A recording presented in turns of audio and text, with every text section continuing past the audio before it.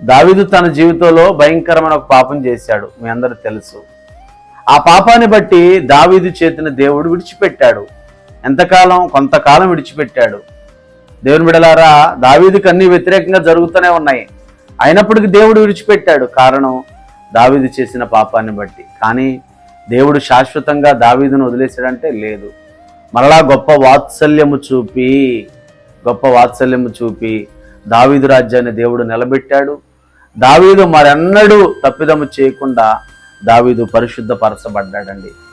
ఇలా యాకోబు కూడా మొట్టమొదటిగా మోసగాడైనప్పటికీ, అన్నను మోసగించినప్పటికీ, దేవునికి వ్యతిరేకమైన జీవితాన్ని జీవించినప్పటికీ, ఇదిగో మరలా యాకోబు తాను పడిన ఇబ్బందులను బట్టి, మామ దగ్గర తను పొందిన కష్టాలను బట్టి మరలా తన తప్పును తాను తెలుసుకున్నప్పుడు మరలా దేవుడు గొప్ప వాత్సల్యము చూపి యాకోబుని బలపరిచాడు. కాబట్టి దేవుని వాక్యాన్ని వింటున్న ప్రియ